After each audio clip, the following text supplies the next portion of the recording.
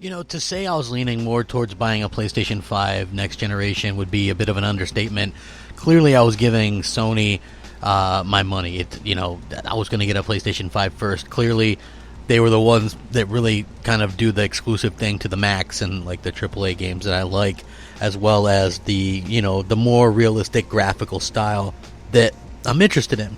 And they mix in the AA and the indies and stuff. It's a good mix of games. On Microsoft's side, not so much. So obviously, given the fact that you wouldn't need an Xbox One or an Xbox Scarlet, to play stuff like Halo Infinite or what have you, made it a pretty easy choice. I was going to skip Scarlet at launch, perhaps getting it later. Now it's looking less and less likely that I'll get one at all. I'm sure most people won't even care, but, with Phil Spencer's comments, and I kind of went off earlier today about it, but you're starting to see more and more the wheels are coming off of that ride. People are kind of seeing that Phil Spencer is more or less out for himself and not exactly a man for the people, a person that's really caring about what actual gamers want. When you just don't want something yourself as a head of something or, a CEO of something, and so you don't give it to people as an option, I think that's kind of lame.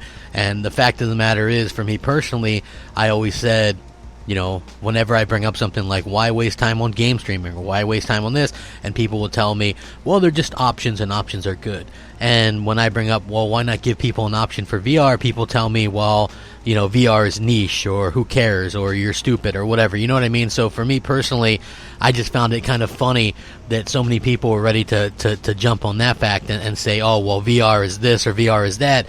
Why not options are good at that point in time? Are options only good when it's something you care about or that Phil cares about? Because the minute you speak up, all of a sudden you're wrong, and you know what I mean, and you're a bad guy or bad person or whatever. And I just think that Phil has literally lost the fight, and I think people are going to start to kind of see that a lot of the stuff he says doesn't make sense and isn't very consumer friendly overall. I really do hope that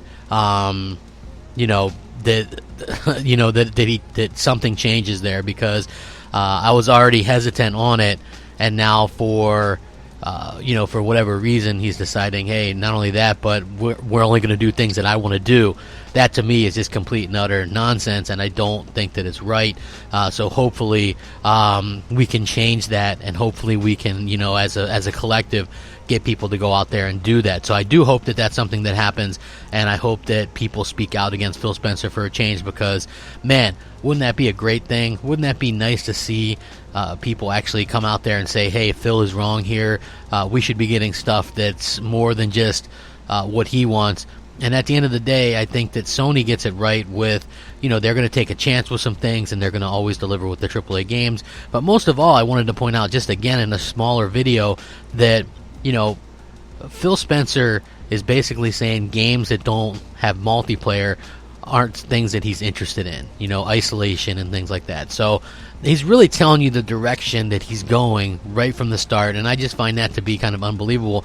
In a genre like console gaming, isn't it best to give everybody a little piece of something that they want? You know what I mean? Like, not everybody's a racing fan, but you still put racing games out. Not everyone's a shooter fan, but you still put shooters out. You see what I'm saying? Options are good, but they should be good for everyone, and not just when it suits you. Let me know what you think. Rack 'em up. Crapgamer, out.